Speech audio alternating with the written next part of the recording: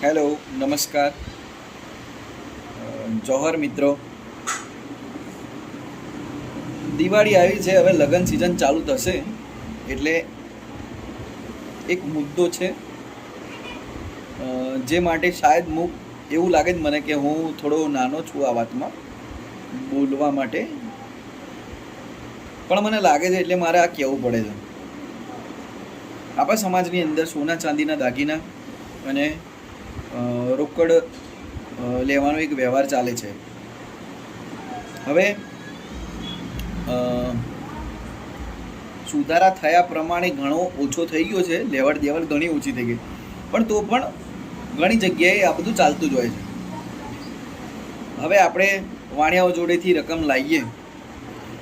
હવે 1 તોલાના અત્યારે 1,25,000 આજુબાજુ ભાવ ચાલે છે, બરાબર? તો એ રકમ આપણે લાવવાની, પછી પૈસાની સગવડ ના હોય એટલે પાછી ત્યાંની ત્યાં મૂકી દેવાની. પછી એ રકમ ઉપર વ્યાજ ચાલુ ને ચાલુ રહે.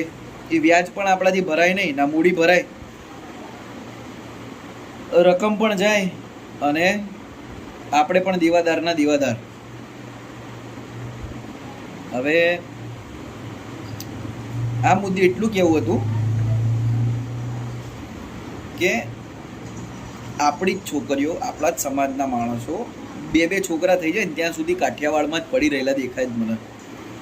તો એમનું દેવું પતતું નહીં.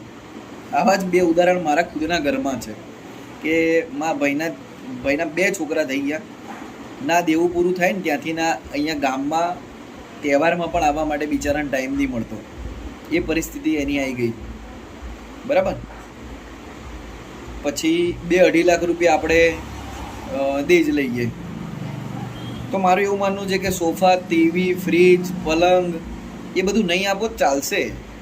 છોકરી આવશે સામે તો એને ખાવાના ઠામડા અને એ તો રહેશે જ એના ત્યાં, એ નહીં નીચે પડી રહે. તો જરૂરિયાત પૂરતી વસ્તુ આપો અને એ ખર્ચા ઓછા કરી દો. બાકી તમારી જ છોકરીઓ કડિયા કામે કે કાઠિયાવાડમાં જતી દેખાશે, એને સોફા આપશો તો એ સોફા કે કુલરે સોફામાં પડી ઠંડો પવન ખાતા તમે નહીં જોઈ શકો. એ તો ગેરંટીથી કહું છું. જે નોકરીવાળા છે ને કરે છે એ બરાબર એની જગ્યાએ, પણ જે મજૂર વર્ગ રહ્યો આપણો, એ લોકોએ ના કરવું જોઈએ.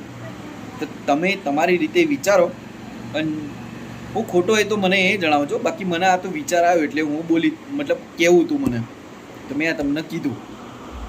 ચાલો.